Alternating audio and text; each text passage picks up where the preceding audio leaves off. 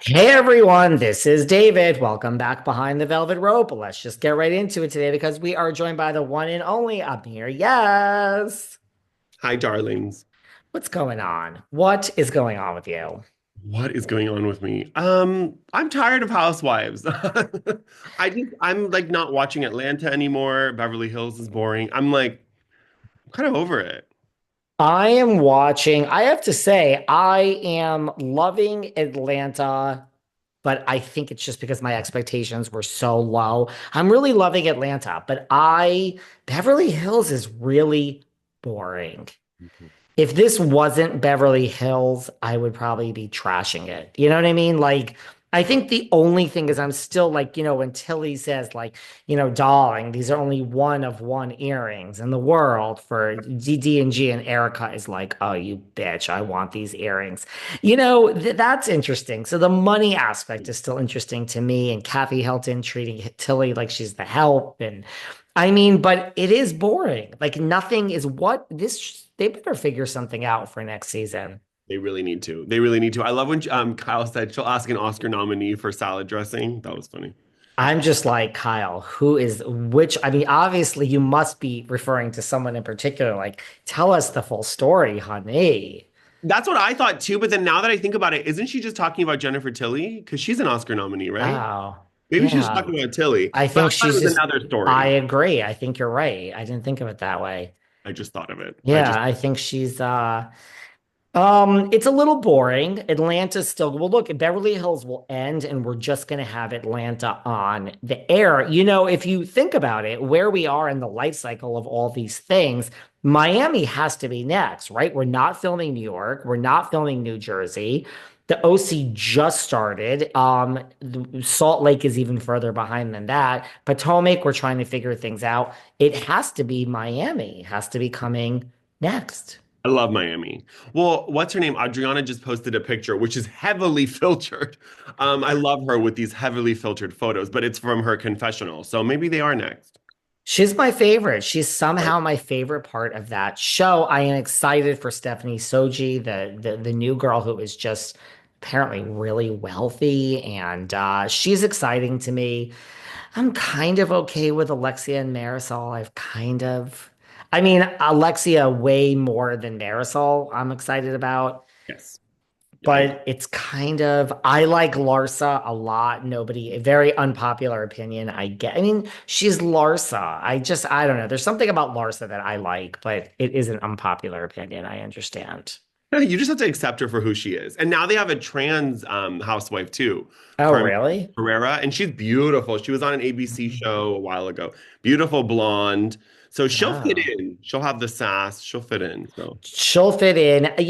I gotta say, Gertie and Julia, I'm okay if it's their time to leave. I'm I, okay with both exiting. I I agree. Gertie, like, I don't know. I feel like she's kind of like Garcelle in the way where now she's just asking the questions and like she's doing the producer's job. I'm like, what about your story? Like, why are you pushing the narrative forward, you know? The difference to me between Gertie and oh, and I love Kiki. I've had Kiki on the show many times. I love Kiki. Love. The difference to me between Gertie and Garcelle is I really truly believe Garcelle's thrilled to have the job, but I don't think, look, she's a producer. She's been in Hollywood. We know that her 90s lineup is iconic. I don't find Garcelle to be like thirsty, thirsty. Like I really don't. I think she just is like a working actress and producer in Hollywood. Gertie, I mean, someone needs to get her a glass of water. I'm sorry. I'm sorry. It's true. I find her to be very thirsty. I do. Mhm. I I get that vibe. I agree. Gosh, I'm trying to be so nice today, but I'm really loving RHOA. I don't know why. I guess I shouldn't fight it. And I'm still loving Denise's show.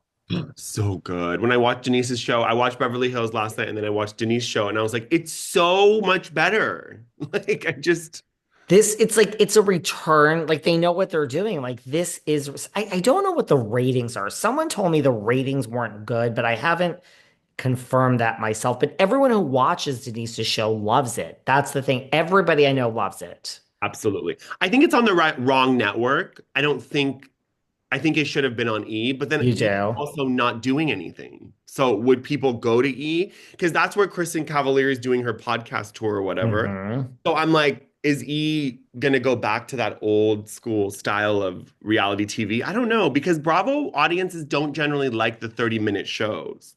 They don't, and they don't like these like neatly packaged shows, right? It's like this is, yeah, I mean, listen, I think what's going to happen is, and it was supposed to be on E. I just assumed that it came out so good that they're like, oh, this is better than E. That's just my own backstory.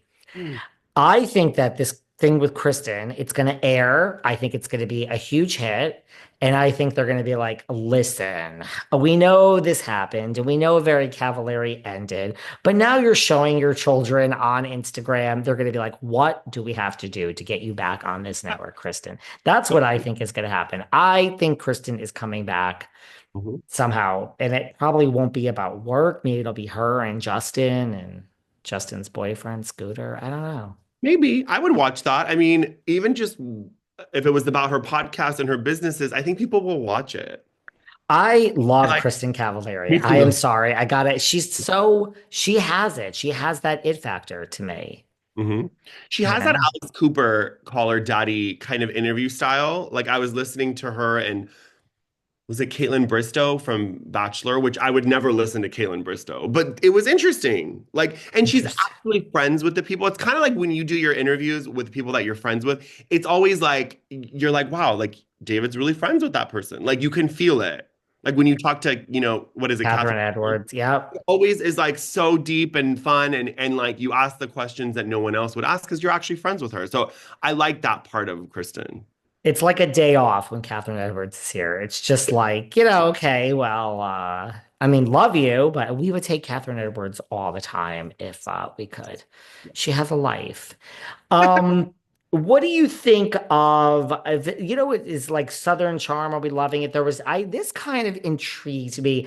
I love that JT is clapping back. He recently clapped back at Venita. She said, like, I loaned him $5,000 when we were dating. And he's like, okay, let's back it up. I left my wallet in your car. I guess after he had that horrible accident, he was on crutches or he had a boot and he was limping. He's like, you didn't want to go back to my car to get the wallet. I didn't want to go back. You bought me a whole bunch of clothes for $5,000. Granted, what is he just showing up at the mall and leaving with 5 grand worth of clothes? But Right. okay. And he's like, and I PayPal'd you back. I love PayPal. Most people prefer them now. And I PayPal'd you back the next day. So if you want to be real about this, you didn't loan me anything. And by the way, here are the screenshots of Oh, this. And by the way, you're also saying you didn't know I had a girlfriend. Well, here is a picture that I posted to Instagram of me and my girlfriend and you and my mother. So you knew I had a girlfriend before we went into this meeting. And this is this season, and this is fun, and we can do this all day.